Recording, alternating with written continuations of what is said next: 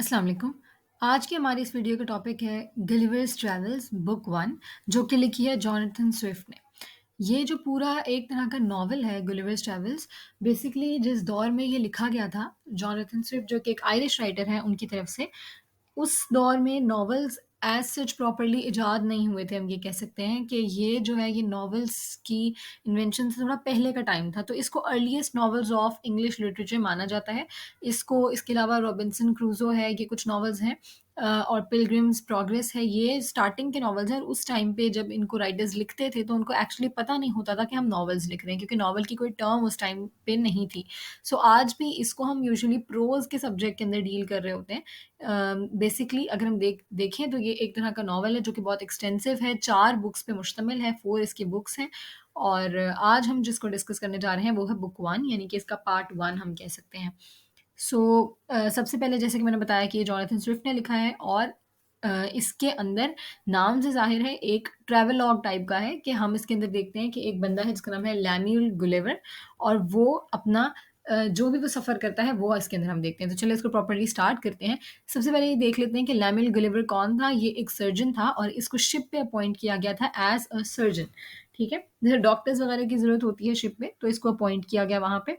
अब इनका जो था शिप, जब ये चलना स्टार्ट हुआ तो एक शिप wreck का सामना करना पड़ा, यानी कि तबाह हो गई शिप। तो गुलिवर जो है वो स्विम करता हुआ बीच तक आ गया, सी शोर तक आ गया सेफली और उसके बाद ये देखता है कि ऑब्वियसली आके बेहोश हो गया। जब इसकी आँख खुली तो ये क्या देखता है कि ये ज़मीन पे रस्सियों के साथ जकड़ा हुआ है, इसको किसी ने बाँध दिया है ज़मीन पे और ये देखता है कि इसके इर्द-गिर्द बहुत सारे लोग घूम रहे हैं जिनका साइज़ इतना छोटा है कि सिर्फ़ 6 इंच उनकी हाइट है।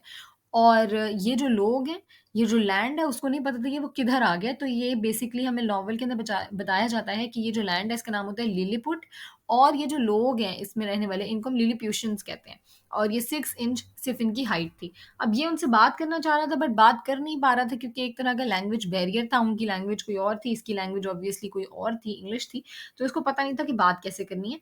लेकिन जैसे ये अपने आप को उठाने की कोशिश करता है तो क्या होता है, वो इसके ऊपर एरोज़ यानी तीर चलाना शुरू कर देते हैं और इसको ज़ख्मी करना शुरू कर देते हैं।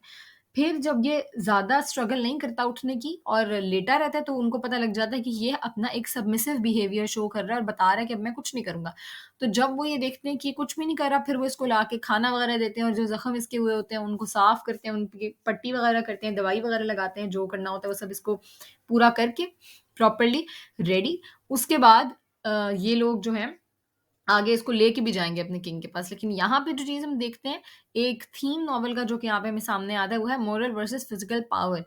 इसका क्या मतलब है कि हम देखते हैं कि उसने जब अपनी फिज़िकल पावर लगाने की कोशिश की, तो उन लोगों पे कोई असर नहीं हुआ, बल्कि उन लोगों ने मज़ीद इसको जो है वो नीचे ही गिराने की कोशिश की। तो कुछ लोग ऐसे होते हैं जिनको फिज़िकल पावर से हम इन्फ्लुएंस नहीं कर सकते, लेकिन मॉरल पावर से कर सकते हैं। जब उसने अपनी अखलाकियात की पावर यूज़ की, जब उसने अपना एक सबमिसिव बिहेवियर शो किया, तो उन लोगों को पता चल गया कि ये हमें नुकसान नहीं पहुँचाएगा और उन्होंने फिर उसकी मदद भी की। सो हम मूव करते हैं नेक्स्ट पेज की तरफ। आगे वो क्या करते हैं, उसके लिए एक कैरेज लेकर आते हैं और उसको अपने एम्परर के पास लेके जाते हैं, अपने किंग के पास लेके जाते हैं। अब जब वो किंग के पास पहुँचते हैं तो वो क्या देखते हैं कि जो किंग की हाइट है वो लोगों से सिर्फ़ एक नेल की विड्थ जितनी ही बड़ी है। हमारा नेल कितना छोटा होता है, एक ऑब्वियसली उसकी विड्थ कितनी थोड़ी है, तो उतना ही किंग जो है वो अपने सब्जेक्ट्स से बड़ा है, वरना उनमें कोई ख़ास फ़र्क नहीं है। मतलब किंग ऐसा नहीं कि वो कोई बहुत बड़ा हो in according to height. Height उसकी भी उनसे हल्की-सी ही बड़ी थी। अब क्या होता है, वो लेके आता है उनको किंग के पास, किंग को बताया जाता है कि ये बंदा हमें इस तरह मिला है, फिर किंग उसको देखता है। आगे वो ऑर्डर्स जारी करता है कि इसको शिफ्ट कर दिया जाए एक बहुत लार्ज टेम्पल में जो वहाँ पे उनके पास था। यानी कि लिलीपुट में एक बहुत बड़ा-सा टेम्पल था, अब वहाँ पे उसको शिफ्ट करने के ऑर्डर्स जारी किए जाते हैं किसको? गुलिवर को। गुलिवर को वहाँ लेके जाया जाता है और वो जो टेम्पल है फिर उसको कहा जाता है फिलहाल वो इधर ही रहेगा और उसको जो स्ट्रिंग से बाँधा गया होता है स्टिल लेके आते वक़्त भी जब कैरेज में उसको ले ले आया हुआ होता है तो भी उसको बाँध के रखा होता है थोड़ा-सा, तो उसकी कुछ स्ट्रिंग्स को काट दिया जाता है और वहीं पे उसको टेम्पल के अंदर ही रहने का कहा जाता है और कहा जाता है कि अब वो बाहर ना निकले। फिर जब वहाँ पे इसको टेम्पल में रखा जाता है, सारे लोग बाहर से आके देख रहे होते हैं गुलिवर को कि ये कौन है, हमारे सिटी में कौन आ गया है। तो वो सारे देख रहे होते हैं, तो वहाँ पे हमें पता लगता है डिफरेंस ऑफ पर्सपेक्टिव्स कि उनके मुताबिक अगर हम लिलिपुशंस के अकॉर्डिंगली देखें तो वो कहते हैं कि हमारे पास एक ऐसा बंदा आ गया जो कि बहुत बड़ा है इन साइज। जबकि अगर उसके हिसाब से गलिवर के हिसाब से देखा जाए तो वो कहते हैं मैं एक ऐसी जगह पे आ गया हूँ जहाँ पे सारे बहुत छोटे हैं। तो यहाँ पे हमें पर्सपेक्टिव का डिफरेंस पता चलता है कि हर कोई एक दूसरे को किस तरह से व्यू करता है। वो लोग गलिवर को बहुत बड़ा जबकि गलिवर इन लोगों को बहुत छोटा समझ रहे थे। तो मतलब यहाँ पे हमें लोगों के पर्सपेक्टिव्स का डिफरेंस पता चलता है। आगे हम देखते हैं कि ज़ाहिर-सी बात है अब गलिवर जो है वो एक स्ट्रेंज लैंड पे आ गया तो वहाँ पे उसको बहुत सारी अपनी ज़रूरियात में बहुत ज़्यादा डिफ़िकल्टीज़ फ़ेस करनी पड़ेंगी और करनी पड़ी भी सही। अब यहाँ पे गलिवर को बहुत ज़्यादा ज़रूरत महसूस होती है कि उसने ऑब्वियसली वॉशरूम जाना है, एक ह्यूमन नीड है। अब वहाँ पे उसको इसका भी कुछ नहीं पता होता ऑब्वियसली उन लोगों के रूम्स, उन लोगों के हाउसेज़ बहुत छोटे हैं, एक बड़े से टेम्पल में उसको रहने का कहा गया है। तो वो क्या करते हैं like he defecates on the floor और वहाँ पे बाद में वो सारे बहुत ज़्यादा कराहत महसूस करते हैं इससे और वो फिर कहते हैं कि गलिवर जो है जब भी उसको एज़ सच वॉशरूम की नीड होगी तो वो किसी ओपन एरिया में जाएगा ताकि बाद में जो सर्वेंट्स हैं वो उसको क्लीन कर देंगे उस एरिया को। तो ये जो उसको कहा जाता है तो उसके बाद क्या होता है कि वो ये इन चीज़ पे अमल करता है और वो ऐसा ही करता है। फिर उससे कहा जाता है कि वो अपने तमाम तर वेपन्स उनके हवाले कर दे। अगर उसके पास कोई भी किस्म का वेपन है तो वो दे दे और मुकम्मल तौर पे सरेंडर कर दे, तो वो ये कर लेता है। और आगे उनके साथ फ्रेंडली होने की कोशिश करने के लिए वो क्या करता है, उनकी लैंग्वेज सीखता है सबसे पहले ताकि उनसे ईज़िली बात कर सके, कम्युनिकेट कर सके क्योंकि अभी तक जितने भी प्रॉब्लम्स उसको हो रहे थे, वो कम्युनिकेशन गैप की वज़ह से हो रहे थे। आगे जब वो लोग देखते हैं कि ये इतना सरेंडर कर रहा है, इतना हमारे साथ अच्छा बिहेवियर, फ्रेंडली बिहेवियर शो कर रहा है, तो वो उसको खाना-पीना सब प्रोवाइड करते हैं, उसको घर के लिए उसके फर्नीचर देते हैं और स्पेशली डिज़ाइन कर रहे होते हैं उसके लिए क्योंकि काफ़ी चीज़ें ऐसी होती हैं जो उसके साइज़ को मैच नहीं कर रही होती। लेकिन अभी भी एक चीज़ उसको चाहिए होती है, वो क्या होती है? Liberty, freedom. क्योंकि ऑब्वियसली वो अभी तक टेम्पल तक महसूर होता है, उसको कहा जाता है आपने यहाँ से बाहर नहीं आना। तो अब वो कहता है कि मुझे ना लिबर्टी चाहिए, फ्रीडम चाहिए, आपने मुझसे वेपन्स तो ले लिए तो मेरा क्या ही होगा? तो लेकिन वेट किया जा रहा होता है एक रिपोर्ट का जो कि किंग को सबमिट करानी होती है और लिलिपुशंस जो भी गिलिवर के पास से सामान उनको मिलता है उसकी पूरी एक लिस्ट बनाते हैं, उसके ऊपर एक रिपोर्ट तैयार करते हैं और वो किंग को भेजते हैं। उस रिपोर्ट के अंदर क्या लिखते हैं एक कुछ स्ट्रेंज टर्म्स का इस्तेमाल करते हैं। सबसे पहले गिलिवर को लिखते हैं मैन माउंटेन, ठीक है? ये कुछ टर्म्स हैं जो उन्होंने लिखी थी, उसकी चीज़ों के लिहाज़ से। फिर आगे जो हैंडकरचीफ उसके पास से मिलता है, उसको कहते हैं great piece of coarse cloth large enough to be a foot cloth मतलब ऑब्वियसली वो उस पे चल सकते हैं। उनके लिए उसका हैंडकरचीफ पूरा कोई स्टेज बन सकता है। आगे उसके पास से एक पाइप मिलता है, तो उसको वो कह रहे होते हैं length of a man with a piece of timber. अब यहाँ उनका जो लेंथ है वो एक उसके सिर्फ पाइप की लेंथ है जो उसने स्मोकिंग के लिए एक पाइप रखा होता है वो लेंथ जो है वो उनके पूरे इंसान की लेंथ बनती है इतना बड़ा उनके हिसाब से होता है वो पाइप जबकि हमारे हिसाब से ऑब्वियसली वो छोटा है। आगे उनको एक पॉकेट वॉच मिलती है उसको वो एक इंजन कह रहे होते हैं क्योंकि उनके लिहाज से उसका साइज भी एक इंजन की तरह था और हैट को कह रहे होते हैं ग्रेट ब्लैक सब्सटेंस। तो ये पूरी रिपोर्ट वो सबमिट कराते हैं अपने किंग को। फिर उसको ले जाया जाता है दोबारा किंग के दरबार में जहाँ पे उसकी कुछ एंटरटेनमेंट का सामान होता है। वो देखता है रोप डांसिंग और सीक्रेट थ्रेड जंपिंग। ये कुछ वहाँ के गेम्स हैं जो वो देखता है एंटरटेनमेंट के लिए और इन गेम्स का मकसद जो है बेसिकली वो होता है लिलीपुट के हिसाब से देखा जाए तो इन्हीं गेम्स की मदद से लिलीपुट के अंदर एम्प्लॉइज़ और गवर्नमेंट ऑफिशियल्स को हायर किया जाता था। जो इन गेम्स में अच्छा होता था उसको ही हायर किया जाता था। तो ये जो एग्ज़ाम्पल दी है यहाँ पे जॉनथन स्विफ्ट ने हायरिंग की गवर्नमेंट ऑफ़िशियल्स के लिए और एम्प्लॉइज़ के लिए कि ये क्या तरीका है कि सिर्फ़ गेम्स में देख के हम हायर कर रहे हैं, तो ये एक तरह का तंज़ है, ये एक तरह का सटायर है इंग्लैंड पे कि उस टाइम पे किस तरह से हायरिंग की जाती थी गवर्नमेंट ऑफ़िशियल्स की कि मतलब छोटी-छोटी चीज़ें देख के हायरिंग की जाती थी, ना कि मेरिट की बेस पे। तो ये चीज़ जो है कि हमें यहाँ पे इसके अंदर सटायर भी नज़र आता है और इस नॉवल के अंदर काफ़ी जगह पे हमें सटायर नज़र आने वाला है, यानी कि तनकीद डिफरेंट चीज़ों के ऊपर। आगे चलते हैं। आगे लिलिपुशंस ब्रिंग गुलिवर्स हैट ऑब्वियसली वो उसकी हैट उसको ला के देते हैं वापस लेकिन वो उसको घसीट के ला रहे होते हैं क्योंकि उनके लिए बहुत वज़नी होती है। तो जब वो उसको घसीट-घसीट के ला रहे होते हैं, हैट की हालत जो है बहुत ख़राब हो जाती है गुलिवर तक पहुँचने तक। आगे गुलिवर जो है वो कुछ एन्जॉयमेंट का उसका सामान मज़ीद एंटरटेनमेंट का वो क्या था कि सोल्जर्स जो थे जो लिलीपुट के सोल्जर्स थे वो उसकी टाँगों के बीच में से मार्च कर रहे थे। उनके लिए वो एक तरह का टनल बन रहा था सिर्फ़ उसकी टाँगें। तो वहाँ पे वो मार्च करते हुए गुज़र रहे थे, ये उनके लिए भी बहुत ज़्यादा एंटरटेनिंग था और गिलिवर खुद के लिए भी बहुत ज़्यादा एंटरटेनिंग था। आगे हम उसी की बात करते हैं जो गिलिवर ने एक दरख़्वास्त दी थी आज़ादी के लिए कि मुझे आज़ाद कर दिया जाए मतलब इस टेम्पल से तो बाहर एटलीस्ट निकलें। तो उसकी आज़ादी की जो दरख़्वास्त थी वो सारे मानने को तैयार थे सिवाय एक शख़्स के, वो शख़्स कौन था? स्कायरिश बोल्गोलैम, जिन जो कौन थे? एडमिरल ऑफ लिलीपुट, जो कि गुलिवर को बहुत ज़्यादा नापसंद करते थे। तो इन्होंने कहा था कि भई इस बंदे को ना फ्रीडम नहीं देना चाहिए, बहुत ज़्यादा नुकसान का सामना हो सकता है, ये हमें कुचल सकता है, हमारी आबादी को और हमें, और नुकसान पहुँचा सकता है। लेकिन फिर आखिरकार एक एग्रीमेंट साइन हुआ गिलिवर के साथ और उसके बाद उसको आज़ादी दे दी गई। अब उस एग्रीमेंट में क्या-क्या टर्म्स एंड कंडीशंस थी वो हम देख लेते हैं कि पहली थी कि वो विदाउट परमिशन जो है वो लिलीपुट को एंटर या लीव नहीं कर सकता। उसके अलावा उसको लोगों को और फील्ड्स को कुचलने की कोई इजाज़त नहीं होगी। उसके अलावा उन्होंने एक काम लेना था गलिवर से, वो ये था कि वो सर्कमफ्रेंस नापेगा, उनका जो लिलीपुट पूरा था उसका सर्कमफ्रेंस नापेगा कि ये कितना एरिया पे फैला हुआ है। उसके अलावा उन्होंने कहा था कि हमारा एक नेबरिंग कंट्री है जिसका नाम है ब्लेफस्को, जिसके खिलाफ गिलिवर जो है वो उनका एलाय होगा। यानी कि वो उनका दुश्मन मुल्क था एक तरह से, उनका नेबर था और दुश्मन भी था एक तरह से। तो उन्होंने कहा था, लिलीपुट की किंग ने कहा था कि हमें उस कंट्री के खिलाफ अगर कोई भी मदद चाहिए होगी तो ये गिलिवर हमारी मदद ज़रूर करेगा। तो वो मान गया इन सब बातों पे, और इनके रिटर्न में उसको क्या मिल रहा था? फूड और लाइक जो भी बेसिक ह्यूमन नीड्स होती हैं, फूड, शेल्टर, वो सारा उसको दे दिया जाएगा। तो ये एग्रीमेंट साइन हो जाता है गिलिवर और लिलीपुट की गवर्नमेंट के दरमियान। तो अब जो है इसकी साइन होने के बाद गिलिवर को आज़ादी दे दी जाती है, वो फ्रीली घूम फिर सकता है, और उसकी सबसे पहली ख्वाहिश होती है कि मैं लिलीपुट की कैपिटल को देखूँ जो कि था मिलडेंडो। तो वो उसको देखने जाता है, वो अपने आप को बिल्कुल तमाम तर जो पैलेस होते हैं एम्परर के उनमें झाँक-झाँक के देखता है, हर जगह देखता है, पूरे कंट्री की तमाम जगह घूमता है, और ऑब्वियसली उसके लिए उस कंट्री को घूमना बहुत आसान होता है क्योंकि वो बहुत बड़ा होता है इन साइज़, और उनका कंट्री ऑब्वियसली इतना भी बड़ा नहीं होता, उसके हिसाब से छोटा होता है, तो वो ईज़िली उनको घूम रहा हो उन पे घूम फिर रहा होता है और सारी जगहों को एक्सप्लोर कर रहा होता है। तो यहाँ पे उससे मिलने के लिए आते हैं सेक्रेटरी ऑफ प्राइवेट अफेयर्स, जिनका नाम था रेल ड्रेसल, और वो उससे मिलने के लिए आते हैं और 2 बड़े खदशात से उसको आगाह करते हैं। 2 बड़े जो उसके लिए खतरात थे। पहला खतरा क्या था? Danger of invasion from Blefuscu. ये जो ब्लेफस्को साथ वाला कंट्री था, नेबरिंग कंट्री, वो कहता है कि इनका ना हमें हमले का हर वक़्त खदशा रहता है। ये एक ऐसा कंट्री है जो कि हम पे हमला कर सकता है क्योंकि हमारा दुश्मन है। तो गलिवर पूछता है कि भई झगड़ा है किस बात पे, दुश्मनी है किस बात पे? तो वो 2 टर्म्स का इस्तेमाल करता है, एक बिग एंडियन और एक स्मॉल एंडियन। अब इसका क्या मतलब है? बेसिकली सबसे पहले मैं बता देती हूँ कि बिग एंडियन कौन थे? जो लिलीपुट के लोग थे उनको कहा जाता है बिग एंडियन, और जो ब्लेफस्को के लोग थे उनको कहा जाता है स्मॉल एंडियन। अब बिग एंडियन का क्या मतलब है कि वो कह रहे हैं कि जब अंडा उबाल लिया जाता है तो उसको किस साइड से तोड़ना चाहिए?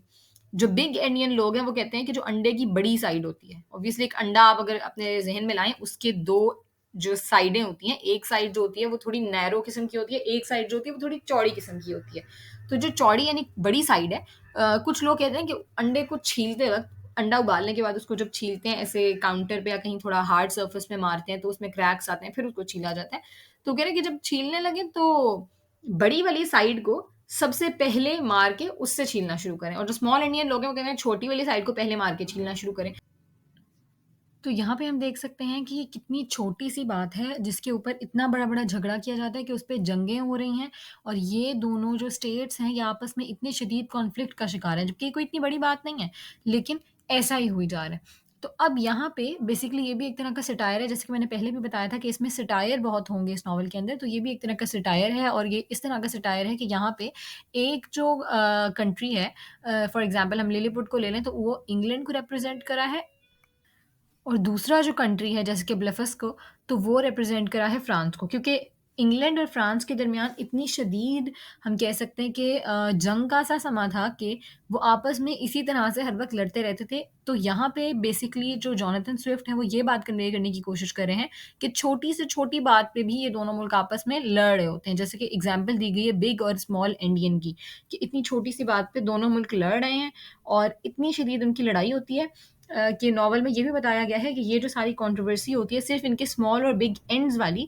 इसमें इनके 6 दफ़ा जो हैं वो जंगें हो चुकी हैं, और इनके दौरान उनका एक एम्परर जो है वो मारा जा चुका है, और एक एम्परर जो है उसका क्राउन उससे, उसकी सीट उससे छिन चुकी है। मतलब इतने बुरे तरीके से इनकी 6 किस्म की जंगें, और उनमें ये 2 बड़े लॉस इनको इनका सामना करना पड़ा है। तो अब अगर हम इसको रियल लाइफ़ से रिलेट करें उस वक़्त की, तो ये जो जिस एम्परर का मैंने कहा कि उससे उसका ताज या तख्त छीन लिया गया था, वो बात हम करते हैं जेम्स टू की, जो कि इंग्लैंड के ही किंग का नाम है। और जिस एम्परर की लाइफ उनसे छीन ली गई वो थे चार्ल्स वन, वो भी इंग्लैंड के ही थे। और यहाँ पे इन दोनों स्टेट्स के दरमियान अगर रियलिटी में ही देखा जाए तो एक और भी कशमकश थी, वो ये थी कि जो इंग्लिश लोग थे, दोनों थे तो क्रिश्चियंस ही, इंग्लिश भी और फ्रेंच भी, लेकिन जो इंग्लिश थे वो कैथोलिक क्रिश्चियंस थे और जो फ्रेंच थे वो प्रोटेस्टेंट्स हो गए थे। क्रिश्चियंस के अंदर अगर हम देखें तो ये 2 किस्म की टाइप्स हमें मिलती हैं। जो कैथोलिक्स होते हैं वो अपनी जो टीचिंग्स हैं उन पे बहुत ज़्यादा स्ट्रिक्टली अमल करते हैं, वो थोड़े स्ट्रिक्ट होते हैं अपने रिलीजन में, जबकि जो प्रोटेस्टेंट्स हैं उनके नाम से ज़ाहिर है कि वो प्रोटेस्ट कर रहे हैं, तो इट मीन्स वो थोड़े फ्रीडम की तरफ और लिबरल माइंडेड ज़्यादा हैं और वो अपनी रिलीजन की टीचिंग से थोड़े से कंपैरेटिवली दूर आप कह सकते हैं। तो वो थोड़े लिबरल माइंडेड लोग आप कह सकते हैं कि हैं। तो उनके दरमियान ये कुछ कशमकश थी इन दोनों स्टेट्स के दरमियान, जो कि नॉवल के अंदर जोनाथन स्विफ्ट ने पेश की लिलिपुट और ब्लेफस्को के जो दरमियान एक कशमकश होगी उसके थ्रू। ठीक है, तो एक ये हम बात क्या कर रहे थे कि रेल रेसल ने आके इंस्ट्रक्ट किया था 2 इवल्स के बारे में, तो फर्स्ट ये था। और दूसरा जो था वो एक और कॉन्फ्लिक्ट किसके दरमियान, एक कॉन्फ्लिक्ट था ट्रमैक्सन और स्लेमैक्सन के दरमियान। अब ये कौन सा कॉन्फ्लिक्ट है और ये कौन लोग हैं? तो पहला जो कॉन्फ्लिक्ट हमने देखा था वो था एक मुल्क का दूसरे के साथ। अब ये जो कॉन्फ्लिक्ट है ये एक मुल्क का अपने ही अंदर का कॉन्फ्लिक्ट है। तो यहाँ पे इंग्लैंड की, सोली इंग्लैंड की बात की जाएगी, अब फ्रांस की बात नहीं की जा रही। तो यहाँ पे इंग्लैंड की बात की जा रही है कि जो ट्रमैक्सन है, अगर अभी हम नॉवल के लिहाज से देखेंगे फिर मैं आपको इसको इंग्लैंड से रिलेट करके बताती हूँ। नॉवल के लिहाज से देखा जाए तो गलिवर को बताया जाता है कि जो ट्रमैक्सन है वो लोग हैं जो कि हाई हील्ड हैं, मतलब उनके जो जूते हैं उनकी हील्स हाई होती हैं थोड़ी-सी। और जो स्लेमैक्सन हैं वो लो हील्ड है, मतलब उनके जो शूज़ हैं वो लो हील्ड शूज़ पहनते हैं वो। तो अब ये भी इंतहाई क्या बात है, फ़ुज़ूल सी बात है, छोटी-सी बात है, ये कोई लड़ने-झगड़ने की बात नहीं है। लेकिन ये उनमें फ़र्क करती है। तो ये फ़र्क था ट्रमैक्सन और स्लेमैक्सन का। इसके अलावा अगर हम देखें तो जो ट्रमैक्सन थे वो कंज़र्वेटिव पॉलिटिकल पार्टी के अंदर थे और वो सपोर्ट करते थे एंशिएंट कॉन्स्टिट्यूशन को, यानी कि जो पुराना उनका आइन और जो रूल्स चलते आ रहे हैं। और जो स्लेमैक्सन हैं वो क्या थे? वो थे ऑब्वियसली थोड़े से लिबरल, मतलब वो पुरानी सोच के मालिक नहीं थे और उन्हीं में से किंग भी था। यानी कि जो लिलिपुट का किंग था वो स्लेमैक्सन यानी कि लो हील्ड में से ही था। अब अगर हम इसको रिलेट करें इंग्लिश लाइफ के साथ या इंग्लैंड के साथ, तो वहाँ पे 2 पार्टीज़ थीं जो कि आपस में हुकूमत के लिए लड़ रही होती थी। एक थी टोरी पार्टी और दूसरे थे व्हिग्स। तो यहाँ पे जो हाई हील्ड या जो ट्रमैक्सन है वो टोरी पार्टी को रिप्रेज़ेंट कर रहा है और जो लो हील्ड या स्लेमैक्सन है वो व्हिग्स को रिप्रेज़ेंट कर रहा है। क्योंकि अब ये जो हम कैसे बता सकते हैं कि कौन किसको रिप्रेज़ेंट कर रहा है, क्योंकि जो हाई हील्ड है उनमें जो मैंने कहा कि टोरी पार्टी को रिप्रेज़ेंट कर रहा है। तो वो ऐसा क्यों? क्योंकि जो अगर हम टोरी पार्टी के हिसाब से देखें तो वो हाई चर्च पार्टी के साथ काफ़ी ज़्यादा ताल्लुकात रखते थे या काफ़ी ज़्यादा एसोसिएटेड थे, हम ये कह सकते हैं। और वो रॉयल सुप्रीमेसी में भी बिलीव करते थे कि जो किंग्स हैं उनके पास एक रॉयल डिवाइन राइट होता है, जिसमें हम ये देख सकते हैं कि जो किंग्स हैं उनके पास सारी अथॉरिटी होती है। जबकि जो लो हील्ड है या जो विग्स मैंने कहा कि उनके साथ उनका ताल्लुक है, वो ऐसा क्यों? क्योंकि जो विग्स थे वो चर्च और उसके बिलीव्स में बहुत ज़्यादा आप कह सकते हैं यकीन रखते थे। चर्च को वो बहुत ज़्यादा अहमियत देते थे, उसके अलावा वो पार्लियामेंट्री सुप्रीमेसी की तरफ जाते थे। पिछले वालों के बारे में मैंने क्या बताया कि जो टोरी पार्टी थी वो रॉयल सुप्रीमेसी की तरफ जाती थी, यानी कि किंग्स की सुप्रीमेसी की तरफ। वो कहते थे कि सारी जो पावर है वो किंग के पास होनी चाहिए। जबकि जो विग्स हैं या जो लो हील्ड हम कह सकते हैं, वो कहते थे कि पार्लियामेंट के पास होनी चाहिए, लोग खुद फैसला करेंगे। तो ये इन दोनों के दरमियान था फ़र्क और यही फ़र्क पे एक तरह का सटायर किया, क्योंकि इन जो दोनों हमने फ़र्क की बात की पिछले फर्स्ट और सेकंड पॉइंट, इन दोनों के वजह से जो एक तरह की लड़ाइयाँ चल रही थी तो उन पे एक तरह का सटायर किया है जोनाथन स्विफ्ट ने इस नॉवल के थ्रू। तो यहाँ मैंने इन कॉन्फ्लिक्ट्स को बताया, अब आगे चलते हैं। तो आगे ये है कि गिलिवर जो है अब वो एक प्लान सोचता है। वो क्या प्लान सोचता है कि वो ना स्विम करके जाता है ब्लेफस्को की तरफ। वहाँ उसके पास होती है एक बहुत बड़ी-सी केबल जिनसे वो उनकी शिप्स को आपस में बाँधता है और खींच के वापस ले आता है। तो इस चीज़ से बहुत खुश होते हैं लिलीपुट वाले और स्पेशली किंग कि इसने हमारे लिए इतना कुछ सोचा और ये किया कि उसने ब्लेफस्को को नुकसान पहुँचाया हमारी खातिर। तो इस पे उसको एक टाइटल दिया जाता है नार्डेक का, जिसका मतलब होता है हाईएस्ट टाइटल ऑफ ऑनर। मतलब मतलब नहीं होता, ये वहाँ पे एक हाईएस्ट टाइटल समझा जाता है ऑनर के लिए। तो ये टाइटल जो है वो गुलिवर को दिया जाता है, जो उसने काम किया होता है कि शिप्स को खींच के लाया होता है लिलीपुट, उसकी वजह से। अब जो लिलीपुट का वो है किंग है, वो उसको कहते हैं कि वो जाके ब्लेफस्को को पूरा का पूरा एनस्लेव करे, मतलब उनमें हमला करे, वहाँ सबको कैदी बना ले और पूरा का पूरा ब्लेफस्को को एक तरह से उन पे कब्ज़ा कर ले। तो इस बात पे जो है वो नहीं मानता, गिलिवर नहीं मानता, वो कहता है कि ये बहुत गलत बात है, ये इंसानी हकूक के बहुत खिलाफ है, तो मैं ऐसा नहीं करूँगा, मैं अमन चाहता हूँ, मैं सब कुछ अच्छा रखना चाहता हूँ, मैं कुछ गलत नहीं करना चाहता किसी के भी साथ। तो अब इस चीज़ को जो है समझा जाता है कि ये तो अब ये गद्दारी की तरफ जा रहा है। गिलिवर जो है वो गद्दारी कर रहा है हमारे नेशन के साथ, तो यहाँ पे उसके ऊपर डिसऑनेस्टी वाली जो है वो एलिगेशंस लगा दी जाती हैं और काफ़ी लोग उसके बारे में ना अफ़वाहें उड़ाना शुरू कर देते हैं कि ये तो भई बहुत डिसऑनेस्ट किस्म का बंदा हमें मिल गया और ये हमारे साथ सही नहीं कर रहा, इसको किंग की बात मान लेनी चाहिए। इसके बाद गिलिवर के साथ कुछ ऐसी चीज़ें होनी शुरू हो जाती हैं कि जिसके बाद पक्का उसको एक तरह से डिसऑनेस्ट बंदा ही समझा जाना शुरू हो जाता है। वो क्या होता है? सबसे पहला तो ये होता है कि ना पैलेस में लग जाती है एक दिन आग। अब वो कैसे लगती है कि एक मेड होती है जो कि नॉवल पढ़ रही होती है और नॉवल पढ़ते-पढ़ते उसका अ, आँख लग जाती है और नॉवल पढ़ रही होती है कैंडल लाइट में। जब जैसे ही उसकी आँख लगती है कैंडल गिरती है और सारी आग लग जाती है। अब जब वो आग लगती है तो गलिवर को समझ नहीं आता कि इस आग को फ़ौरन से बुझाए कैसे, तो वो यूरेनेशन के थ्रू बुझा देता है। उसकी वज़ह से क्या होता है, सारी आग बुझ जाती है और ऑब्वियसली हम कोई भी आग के ऊपर लिक्विड फेंकेंगे तो आग ने बुझना ही है और जो भी कैंडल से लगी है, ऑब्वियसली किसी शॉर्ट सर्किट से नहीं लगी। तो जैसे ही आग बुझती है तो अ, आग तो उसने बुझा दी, अपनी तरफ से तो उसने कुछ काम किया उनके भलाई की खातिर, लेकिन उन लोगों को ये चीज़ बहुत ज़्यादा कराहत वाली महसूस होती है, बुरी लगती है और वो कहते हैं कि हम इसको सज़ा देंगे। लेकिन फिर आखिरकार उसको माफ़ कर दिया जाता है, लेकिन वहाँ पे उसकी रेपुटेशन जो है वो थोड़ी-सी खराब हो जाती है। अब आगे क्या होता है कि जब वो ये सब देखता है तो वो बता उसको ये पता लगता है कि मैंने यहाँ पे लॉ ब्रेक कर दिया है, मतलब इनके पैलेस के सिर्फ़ इतना काम करके कि मैंने यूरेनेशन के थ्रू इनकी आग बुझाई है, इनका एक लॉ ब्रेक हो गया। तो उसको पता लगता है कि हाँ, लिलीपुट के लॉज़ थोड़े स्ट्रिक्ट किस्म के हैं शायद। तो वो लिलीपुट को और इंग्लैंड को कंपेयर करना स्टार्ट करता है, इंग्लिश लॉज़ को। तो उसको पता चलता है कि यहाँ पे तो लॉज़ बहुत अच्छे हैं, जबकि इंग्लैंड में तो कोई ख़ास अच्छे लॉज़ भी नहीं हैं। क्या उसको पता चलता है कि यहाँ बहुत इक्वालिटी है, यहाँ जेंडर इक्वालिटी है, जेंडर में कोई डिस्क्रिमिनेशन नहीं है लिलीपुट के अंदर। यहाँ पे जो बच्चे हैं उनको प्लेटो के ओपिनियन के थ्रू रेज़ किया जाता है। वो क्या ओपिनियन है? कि जेंडर डिस्क्रिमिनेशन नहीं होगी, सारी जो हमारे पास सोशल क्लासेस हैं, उनमें कोई ख़ास डिस्क्रिमिनेशन नहीं होगी। जो पेरेंट्स हैं, वो अपनी जो इनकम है, उसको अपने बच्चों पे अच्छे से खर्च करेंगे और जो प्रोफ़ेसर्स हैं, उनकी ज़िम्मेदारी ना सिर्फ़ बच्चों को पढ़ाना होती है, बल्कि उनकी तरबियत करना भी होती है। तो ये जो सारी चीज़ें उसको पता चलती हैं, उसको बहुत अच्छी लगती हैं। और साथ ही साथ यहाँ पे एक और चीज़ उसको पता चलती है कि जैसे इंग्लैंड में उसको पता होता है कि उसके अपने कंट्री में क्या होता है कि अगर कोई गलत काम करता है, तो उसको पनिशमेंट मिलती है। लेकिन जब कोई ठीक काम करता है, यानी कोई सिटिज़न मुसलसल लॉ अबाइडिंग सिटिज़न बन रहा है, मुसलसल वो लॉज़ को फ़ॉलो कर रहा है, तो उसको कोई कामयाबी का सर्टिफ़िकेट नहीं दिया जाता, उसको कोई तोहफ़ा नहीं दिया जाता। तो ये चीज़ जो होती है, ये यहाँ पे ऐसा नहीं होता। जबकि लिलीपुट में ऐसा होता है कि जो गलत करता है उसको सज़ा और जो ठीक करता है उसको रिवॉर्ड्स भी मिलते हैं। तो यहाँ पे बहुत अच्छी चीज़ ये लगती है गिलिवर को और लिलीपुट वाले लोग बहुत हैरान होते हैं कि इंग्लैंड में तो ऐसा है ही नहीं, वहाँ तो कोई रिवॉर्ड्स का सिस्टम ही नहीं है। तो यहाँ पे वो काफ़ी ज़्यादा कंपैरिज़न करता है अपने कंट्री और लिलीपुट के दरमियान, जो कि लिलीपुट ऑब्वियसली उसको काफ़ी बेहतर लग रहा होता है चीज़ों में। अब जैसे मैंने बताया था कि आगे जाके उसकी जो रेपुटेशन है, उस पे थोड़े सवाल उठेंगे। तो अब और क्या होता है उसके साथ, एक और सीन होता है, वो ये है कि फ़्लिमनैप जो कि ट्रेज़रर होता है लिलीपुट का, वो उस पे इल्ज़ाम लगाता है गिलिवर पे एक अफ़ेयर का, और वो भी अपनी ही वाइफ़ के साथ। मतलब अपनी ही वाइफ़ के साथ वो अफ़ेयर का इल्ज़ाम लगाता है और साथ ही साथ अब उसको पता चल जाता है उसकी रेपुटेशन, मतलब उसको गिलिवर को बिल्कुल डिफ़ेम करने की कोशिश कर रहा होता है सबकी नज़रों में। तो अब एक बंदा आता है सीक्रेटली गलिवर से मिलने और उसको वार्न करता है एक सीक्रेट प्लान के बारे में, जो कि था गलिवर के मर्डर का।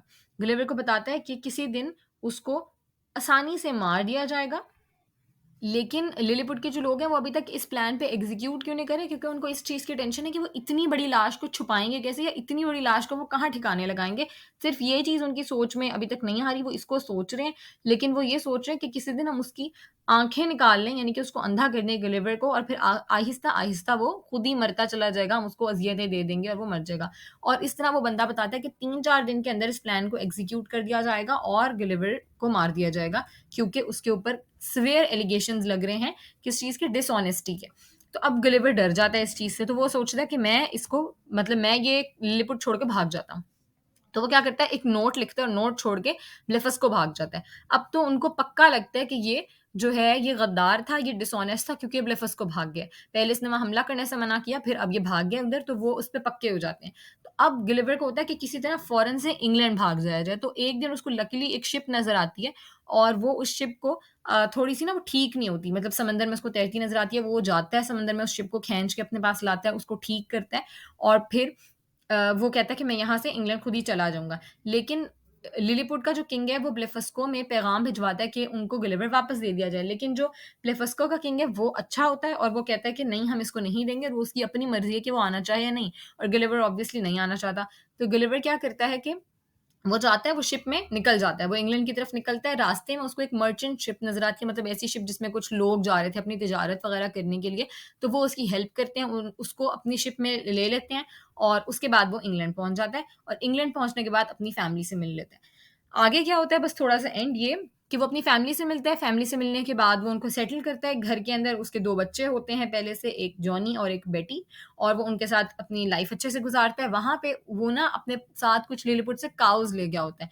अब वो काउज़ को क्या करता है, वो काउज़ को वहाँ जाके बेचता नहीं, ऑब्वियसली लिलीपुट के लोग छोटे थे तो काउज़ भी छोटी होंगी। तो वो छोटी-छोटी काउज़ लोगों को दिखाता है और उनके सिर्फ़ व्यूज़ से उसको बहुत ज़्यादा प्रॉफ़िट मिलता है कि लोग उनको देखने आते हैं और उसी चीज़ पे वो पैसे खर्च करते हैं। तो वहाँ वो बहुत कमाता है इस चीज़ से। फिर वो अपनी फैमिली को अच्छे से घर में सेटल करते हैं रेडक्लिफ में, और इसके बाद एंड में वो फिर से अपनी उस शिप में निकल पड़ता है। क्यों? क्योंकि उसकी वो चीज़, वो डिज़ायर ख़त्म ही नहीं हो रही होती कि उसने दूसरे कंट्रीज़ को एक्सप्लोर करना है। तो इस चीज़ की खातिर वो दोबारा घर से निकल जाता है और यहाँ पे हमारी बुक 1 का हो जाता है एंड। तो आगे मैंने 2 भी कंटिन्यूड इसलिए लिखा बिकॉज़ ये ऑब्वियसली बुक 2 है, तो जिसमें हमें पता लगेगा कि वो जब शिप में आगे जाता है तो वो किधर जाता है, फिर से एक अनोखे किस्म के लैंड में जाएगा, एक अनोखे किस्म का उसके साथ फिर से जर्नी होगी। यहाँ अनोखा क्या था कि लोग बहुत छोटे थे इन साइज़। आगे क्या होगा वो इंशाल्लाह हमें नेक्स्ट बुक में पता चलेगा। So keep on watching my videos अगर आप चाहते हैं कि नेक्स्ट भी आप देखें कि आगे क्या हुआ स्टोरी में, बिकॉज़ स्टोरी इंटरेस्टिंग है, तो आप सब्सक्राइब कर दें चैनल को ताकि आपको मज़ीद वीडियोज़ भी मिलती रहें। And thanks for watching the video.